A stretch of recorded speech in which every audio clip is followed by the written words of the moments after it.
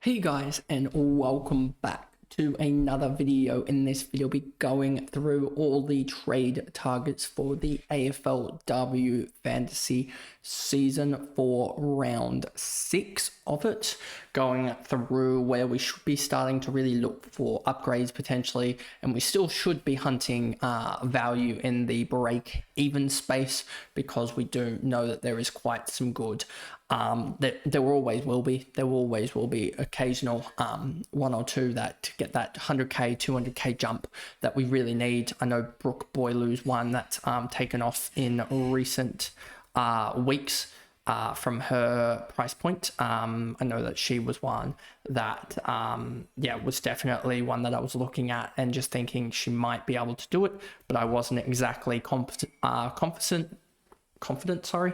and she's gone up 120k in the last week, and like 240k since we were almost looking at her at like 360 380k, I swear. So anyway, let's jump into this video here and go through all of the options. So again, we will have the fantasy break evens from the likes of Jaden. They're very, very accurate. They may be a little bit off as some things do change, but they are relatively accurate for what we actually need from it. So we're going to start off with the defenders, and one thing we'll do here is quickly look at the break evens, and I can tell you the defender line is one of the worst lines for the cash generation. As you can see, there is basically no one. There's only what's that, probably 10, 1 2 3 4 5 6 7 8 9 12 players that are below their actually make that down to 10 that are below the 25 break even. So 10, and if we look at them, only Tess Boyd is one that's going to gain more than 50k. I mean, you have Alice Burke here, who's probably the best option theoretically speaking, just because she's 515k, so I wouldn't even go there. Then you're probably looking at someone like an Alice Mitchell as the best option, who's a key defender who could drop a 20 in all case scenario. If we just go to Mitchell here quickly, and you can see that she's had a 10 game, a 25 game. So there is basically no defenders worthwhile in the break even space for cash generation. So we just got to stick with Rigioni, who's got a pretty big break even, but hopefully we see someone pop up that we can straight swap to, or we can just move Rigioni on in the coming weeks to a red dot that we can use as the captaincy loophole. We're starting to get to the point now where I may introduce, start looking at who has the best Sunday fixtures to look at captaincy loopholes, because I think we're now starting to get to the point where we're getting those Noffy plus Riddell plus Garners in our sides, all and alongside Gardner. If you got 3 or 4 potential options each week that you're really looking at captaincy, it can really start to, I guess, just smash home that and get those big scores, get that big score that you want, rather than having to take a 110 115 captain. You're taking that 130 140 plus captaincy score. So now moving on to the defenders, we can basically go all the way up to, I think the 700k range is probably where we start. Heath and Ellinger and Thomas all in this range. I've been surprised with Thomas this year. She's been pretty disappointing. 67 for the year, 61 last week. I think it's more so just this one this one bad game, but she hasn't really topped out that big plus game that we've seen out of McLaughlin, we've seen out of McCormack, we've seen out of Watson, we've seen out of obviously Tilly Lucas Rod, we've seen Heath go 100, we've seen even Cordner go high 90s there. So that's what I worry. And even Ellinger's gone that 89 game. I just don't know if Thomas has that. She's a really safe-ish sort of at the moment. Most of the time, I think she's going to end up around that 70 marker. So she's a pretty safe 70, but she's not going to do much more. And I think that's the reason why I don't think she's going to be top of the line.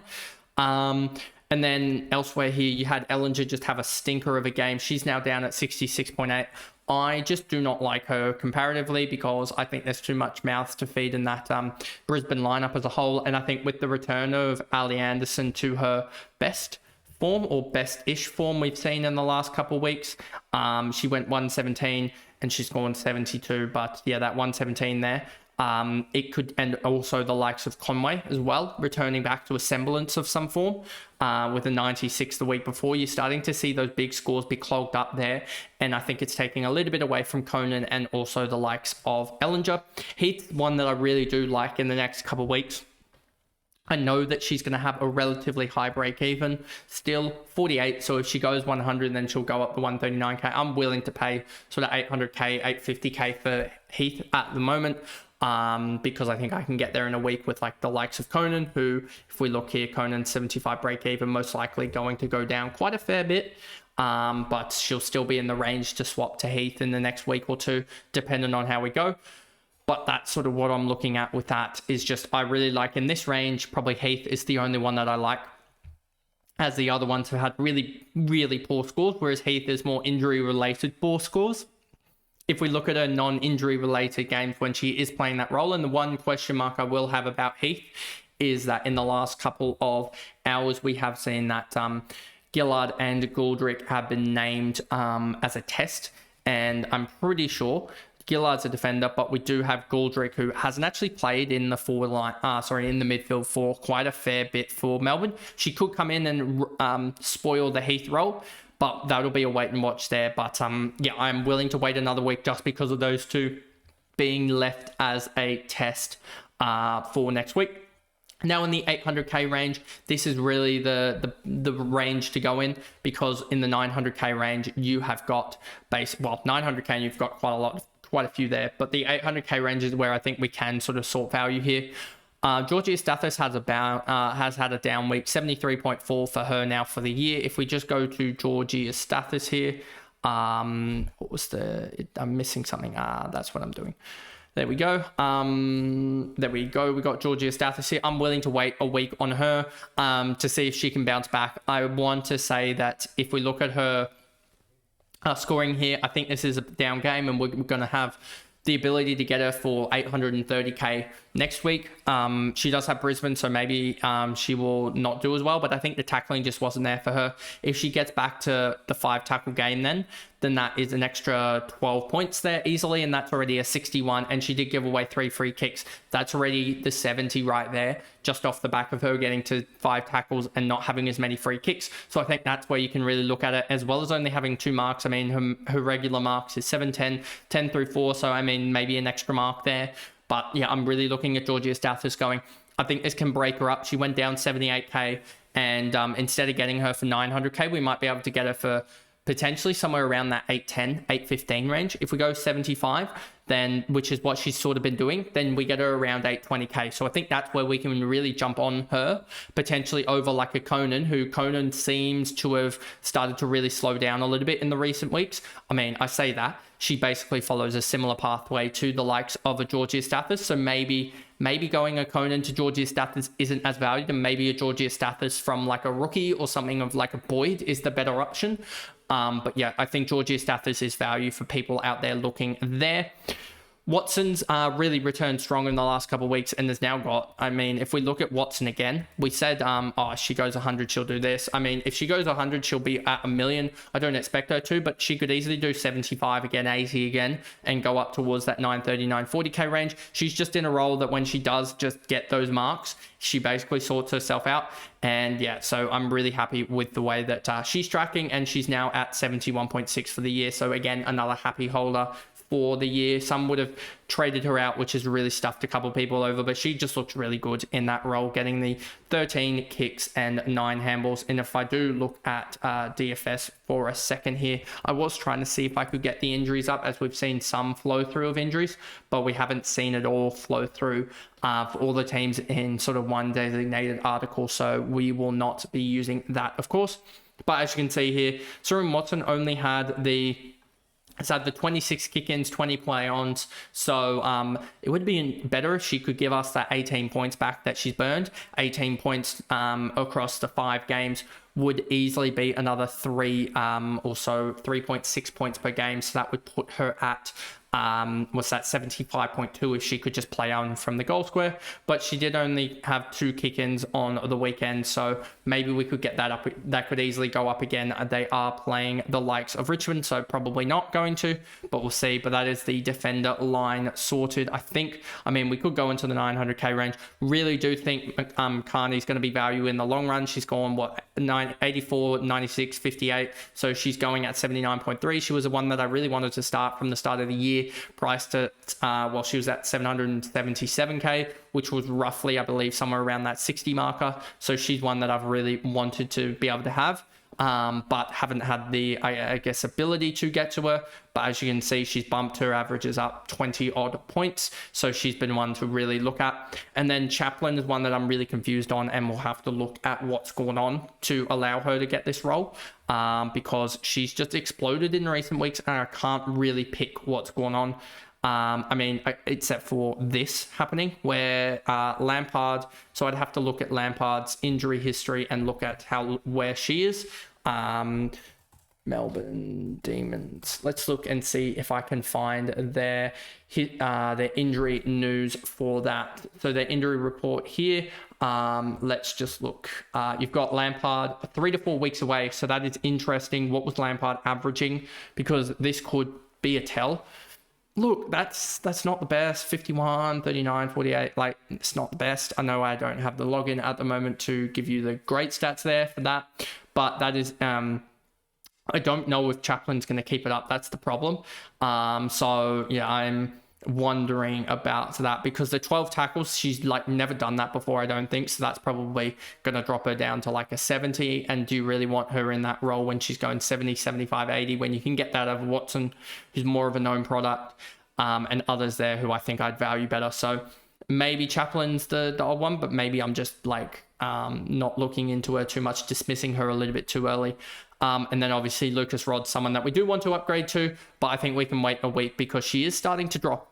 If we go to Lucas Rod, she's got a 95 break even. She'll probably hit that this week, but she's at 1.053 million. If she goes and scores another 80 odd, she'll drop another 30, 40k. And that seems to be what's happening the last couple of weeks after that 97, 80, 98 start, is that she's gone 83, 81 and dropped sort of 50, 60k in the last couple of weeks. Okay, midfielders. Now, if we do quickly just look at the midfielders here and look at the cash generation for the midfielders, this is probably the line that has a little bit. You can see Reedy at 13, break even with the 370k, and then Fletcher at 18 and Indy West at 18 as well. I really do think that Reedy is one that's a decent play this week. If we go to AFLW and we go to centre bounce attendances, I don't expect her to see in the centre bounce attendances. Could be, but no, we don't see her in there. But yeah, Reedy is one that I think could, all we need out of her really, if we just look at her stats here, 370k, had the 5 tackles, and I'm pretty sure her junior numbers do line up with her having an all right junior career, unless she is one of the, is she an Irish? She might be Irish. Yeah, she's Irish, I believe. Is it? But yeah, let's just see if I can find her rookie numbers. Else I've just been blabbering on about her a little bit, but yeah, it doesn't look like she has any rookie numbers. Sorry. Irish debut. Yeah, there we go. That's what it was. I was wondering about that, but yeah, she's probably going to be one that I think a lot of us look at this week. Disregard all that I said about her rookie numbers. But yeah, she's one that the role's not necessarily there, but I think you just sort of have to, at this point in the year, take the cash generation that she's going to get. 13 break even. Yeah, I think we can probably expect her to land somewhere in about the 40 range, which will get her somewhere around 80k of cash generation. And if we can get 2 weeks of that, 80k, and she gets up to 500, 550k, then that's where you're really looking at it for her. So yeah, I don't think there's many that are going to come in and really have that that huge role necessarily from week to the week. If we look at Rashid's probably the only one that I'm like, she could, but I don't think she's going to break into the Adelaide midfield, or hasn't broken into the midfield, as you can see there. So Rashid's probably the only one out of this a lot below the break even, 25 basement break even, that I'd really potentially look at. Wicksteed got dropped anyway. A lot of these are just girls that didn't even play last week. So Reedy's probably the only option that actually played last week, if I remember correctly, but Fletcher could be one that we just need to double check, and I will look into it a little bit more. But Fletcher didn't even play it last week. She hasn't played since round 1, so yeah, she's just going to be stagnant there at 18 break even. So I think that Reedy is the only one that I'd really look at there, and that's just because Irish players seem to play really well in the AFLW. I know that Grace Collars is sort of stuffing it over, but you've got Blythe and Bogue doing really, really well as well. And then we move up towards well, I think we can go... We can probably start in the 800k range. Zippy Fish lost 90k. I'm really glad that I traded her out because I knew that this was coming with the role change just because of the likes of the Hurley injury. And now she's got an 88 break even. I don't expect her to hit it, so I'd be moving her on. Drennan, Fitzsimmons, Smith. I don't think there's anyone in this range that I really like the look of this year. Maybe you could argue someone like a Pritchard, but I think she's so up and down that you can't go there. And then we've just got a lot of fallen players. Like Blackburn's having a stinker season because she's been moved out. I wouldn't be surprised if she gets moved on and she potentially is massive value next year, because what in the world's going on there? And then you've got a couple of injuries there, but there's no one in this 800k range that I like the look of. 900k range, Newman, McKenzie. I mean, if we just go round points here, it's probably going to be easier. Ali Anderson could potentially spike back up, but I think that she's probably just praying in and around her price point. I think that she probably is just an average 85 type of player now with the new, I guess, rule changes and all that. And then outside of that, I don't think there's anyone really gaining too much value that you can look at it all. Sheeran needs to go because Garner's already back and she hasn't really done any damage to non-owners. She's gone at an average of 80 and maybe made 145k. That's not really damaging at all. Because that's what almost Zippy Fish was doing herself in that time. Well, maybe about 30, 40 points less than Zippy Fish, but yeah, not much to gain there from that trade. Ellie McKenzie had a decent week, but I think that's just a one-off, to be honest with you. And then Beeson down really, really low as well. She's been struggling this year. Well, started to struggle at the start. That's Sheeran's. Let's go to Beeson here. You can see just a struggle for Beeson. And then we get to the 1 million range, and Noffy went nuts in her game. 165, we all know about it. So if you don't have her, you probably want her. She's the leading player for averages this year. Obviously, Riddell's done really well to challenge close to her, but I think Noffy's just going to take off soon here. Has a really good matchup against Gold Coast. She's probably going to go 130 plus, so it's probably a captaincy or VC, depending on what you've got there with her. Kate Hall's done really well as well in the last couple of weeks, and one that we probably missed here. Yeah, she's been one that's blown off and really taken that role and ran with it as well. As you can see here, 119 and 138. I didn't expect her to do that, but now she's averaging 99.4 for the season. I probably should have jumped on her looking back on it because the role was there for a while. So I probably should have looked at that. Hatchard, Garner's one that I think we should really be talking about this year. Well, not this year, but this round, especially at 1.328 million. We know that her break even still going to be relatively high at 135, but I mean, she played 74% time on ground, which is usually what she's at, and went 117. That could have been a lot more dangerous. I feel like it could have easily been sort of 130 plus, as she was on 68 halfway through the second quarter. And yeah, she didn't have the best last quarter from memory there. If I look at Garner there, she had an 18-point last quarter and a 31-point third quarter. So, but all of her TOG was pretty decent.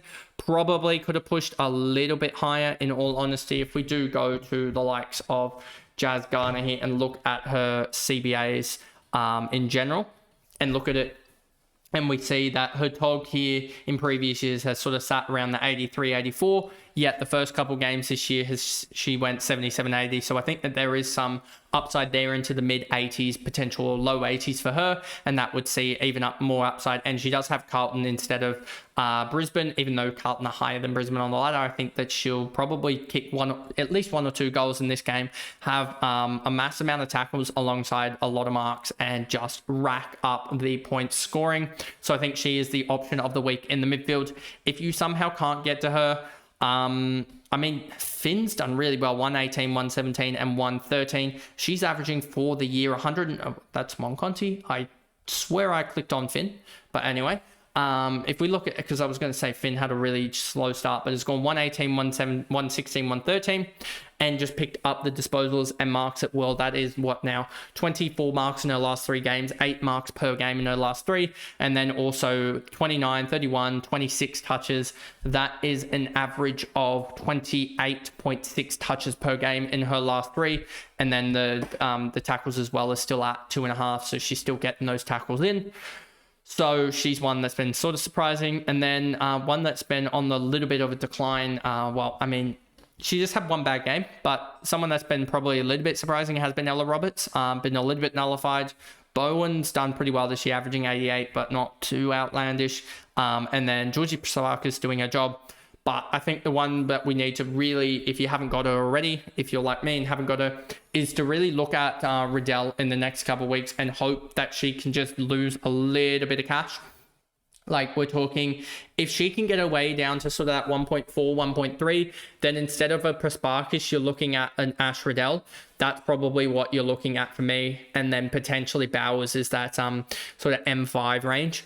Potentially you upgrade to Bowers if possible, but I think that that's where sort of I'm looking at, is really having Bowers that M5 and having like almost a Laura Gardner M4 potentially. But yeah, that's where I'm looking at there. But I really do like, obviously, Garner. Bowers I wouldn't probably trade into.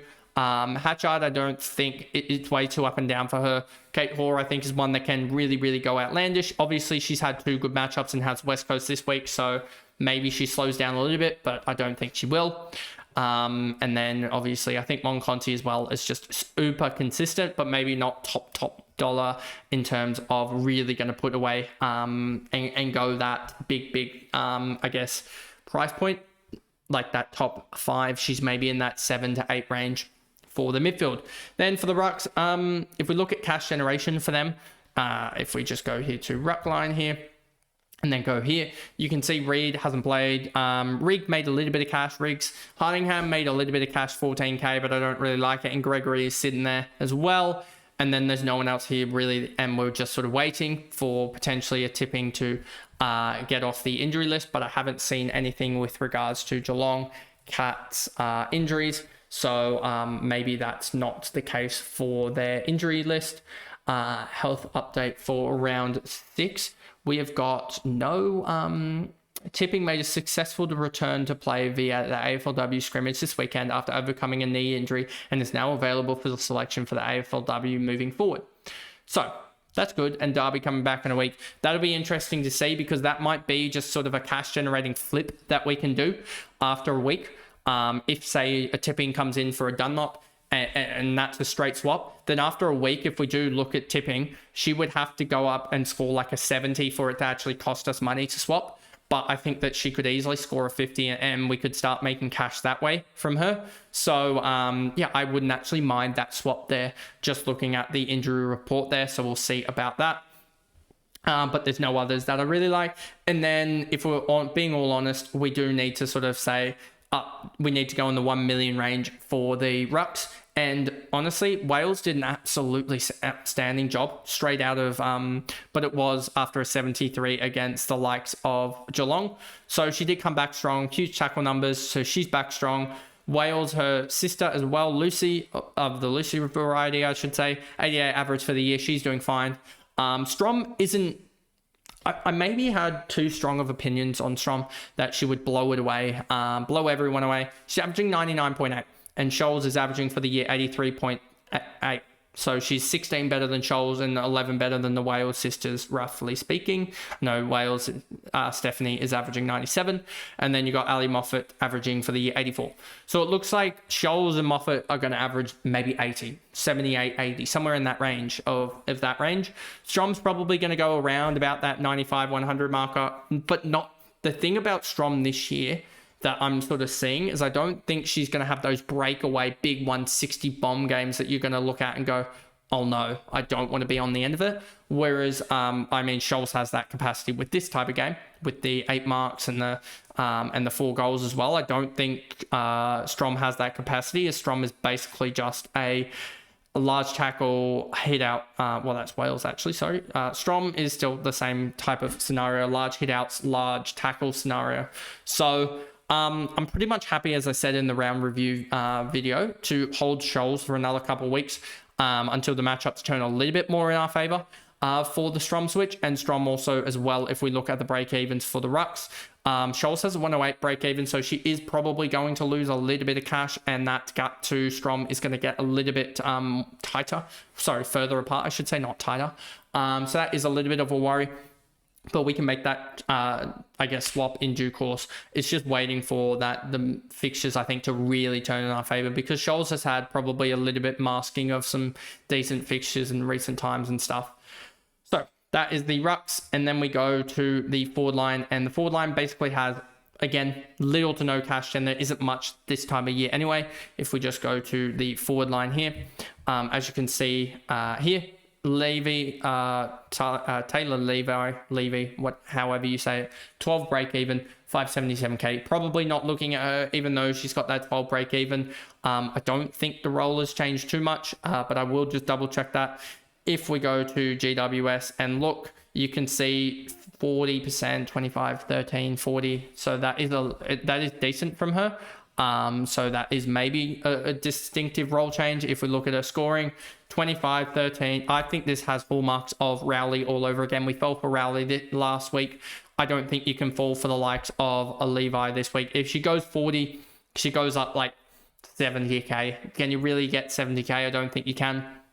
Mackenzie Ford actually has done pretty well. If we look at her numbers, I was a little bit surprised about this. She was probably one to look at, as she did go 65. With the 8 tackles, she was one to probably look at, and that's why I do like the look of Banfield. Banfield 17 break even. If we look at Banfield here and watch it show that Banfield didn't lay a tackle or something, 6 tackles for Banfield. So that's exactly what we want. Banfield shows that I think she's able to, if she can just get her kicks and handballs up by even just 2 or 3 each, something like that. 2 or 3 each of that would get her up to the 50-point margin, and a 50-pointer for Banfield gets her up 86k and really starts that cash then flowing. So I don't mind the Banfield slot, but we also do need to take in mind that Laura Young is most likely going to be fit and available this week. If we do go to Young, and I know this is going to be a little bit annoying to show, but yeah, I'm pretty sure her Lauren Young, if we just go here and go to rookie me for her, because she's been one that's everyone sort of talked about and stuff. So yeah, I think she's one that I really want to get a hold on early. If we just go to look at her West Adelaide form, and you can see 18 touches in her 2023 campaign, and then in the 2024 campaign, she averaged a good old 13 touches. I don't know what exactly it was because this isn't wanting to load, but she's one that, as you can see here with the stats, as you see here, what the heck, that doesn't add up. That should probably, I'm guessing, be, that kicks doesn't add up exactly. 57 tackles, 254 kicks, that doesn't add up.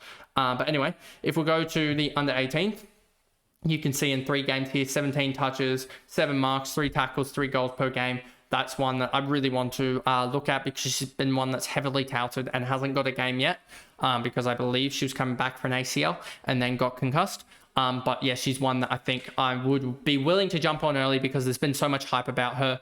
And yeah, if we just were to able to look at her, she is key position, which don't necessarily go well. But you can see her numbers sort of pop off the page as someone that's done really well. And for 300k this late in the season, if she can just have one of those type of games where she's had 33 touches and 8 tackles in just let alone a game. So I think she's one that I really do like the look of, and we'll look a little bit more in depth of, but she's a cash generator that I think we can look at there for the forward line. And then the forward line outside of that, I don't think there's many others in this sort of 700k range that I like. Obviously, Too Good had a really good game, has Freo this week. I don't expect her to lay the 7 tackles again. Maybe I was just wrong about that. And she does get it looks across the season, 11 tackles and also the 14 marks. So she is getting her marks and tackles per game, but she isn't doing anything dangerous. She's just getting a lot of cash generation. If we look at Too Good as well, she's already up to 38 break even. So if she goes to 75 again, she'll make another 100k. But if she has that bad game, then she's pretty much done and cooked in terms of her break even and cash generating, and you'd have to trade her out after maybe 130, 140k cash gen, which isn't the greatest, isn't the worst, isn't the best, I would say. Then outside of that, in the 700k bracket, there isn't really anyone. Tahu's been really, really good for cash generation. Probably would have traded her on annoyingly early if I had her from a 45.50, depending on what she was actually set it at.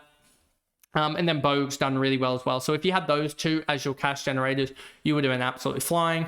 And then there hasn't been much else. Zanka has been surprisingly poor since the first 3 games. So yeah, she's ended up almost doing the exact same as Harris. If we look at Harris again, rather than too good, you can see Harris very, very similar-ish numbers to Zanka in the end. Zanka's averaging 63 and Harris is averaging 62. So they both sort of followed each other. 800k range. Wardlaw had a bounce back game with 107, which was an absolute huge game, made her 122k. I don't expect her to follow that up, to be honest with you. And I believe Ty is only 3 or 4 weeks away, a month or so away. But yeah, Barnett you can hold, I think. And then for the 900k bracket, Parry's been one that I've really just been confused about, to be honest with you. She's gone bang bang in back-to-back weeks. Obviously 5 goals 3 is going to help.